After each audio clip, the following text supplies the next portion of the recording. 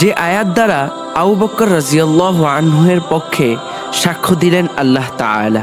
যখন সূরা বাকারার 245 নম্বর আয়াত নাজিল হলো, তখন ইহুদিদের মাঝে শোরগোল পড়ে গেল। আয়াতটি ছিল এমন, কে আছে যে আল্লাহকে কর্জ দেবে, উত্তম কর্জ, অতঃপর আল্লাহ তাকে দ্বিগুণ বহুগুণ বৃদ্ধি করে দিবেন। আল্লাহই সংকুচিত করেন এবং তিনি প্রশস্ততা দান করেন এবং তারই নিকট তোমরা সবাই ফিরে যাবে। কর্জ দ্বারা বোঝানো হয়েছে আল্লাহর রাস্তায় খরচ করা, আল্লাহর রাস্তায় খরচ করে জান্নাত কিনে নেওয়া। কিন্তু ইহুদিরা বুঝতে ভুল করল, তিরস্কার করে বলল, মুসলমানদের আল্লাহ দেখি বড় ফকির, আমাদের থেকে কর্জ চাচ্ছেন। তাদের রব আমাদের মুখাপেক্ষী, আমরা হলাম ধনী বিত্তবান।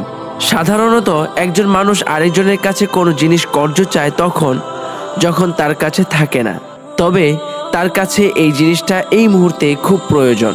ইহুদিরা সেরকম ভেবে রবকে তিরস্কার করতে লাগলো।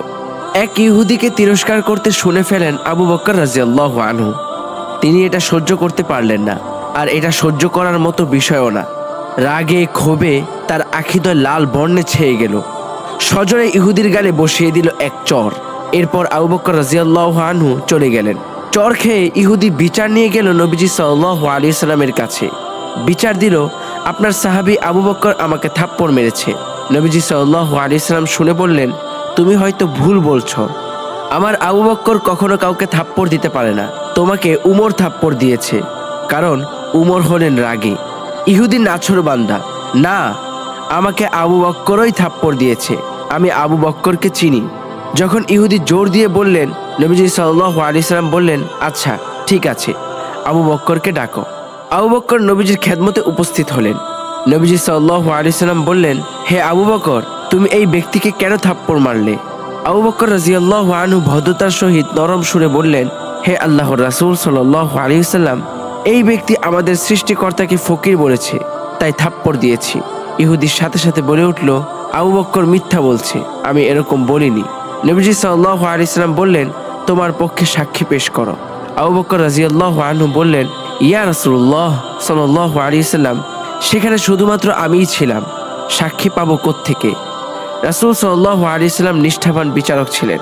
সাহাবা রাদিয়াল্লাহু আনহু যতই প্রিয় হোক না কেন, বিচারের ক্ষেত্রে কাউকে ছাড় দেন না, কারো পক্ষপাতিত্ব করতেন না।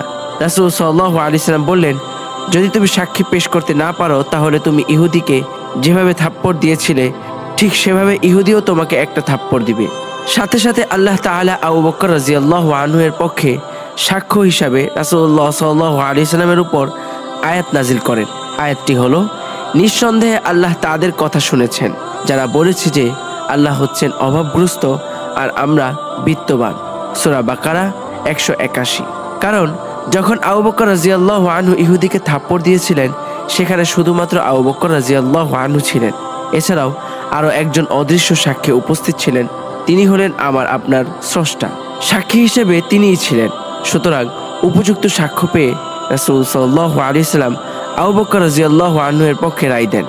প্রিয় দর্শক, এই ছিল আমাদের আজকের ভিডিও। যদি ভিডিওটি ভালো লেগে থাকে তাহলে একটি লাইক করবেন, একটি কমেন্ট করে জানাবেন কেমন হয়েছে, আর আপনার বন্ধুদের মাঝে ভিডিওটি শেয়ার করে দিবেন এবং অবশ্যই চ্যানেলটি সাবস্ক্রাইব করবেন। চলে যাচ্ছি পরবর্তী ভিডিওতে, আবার দেখা হবে। আল্লাহ হাফেজ।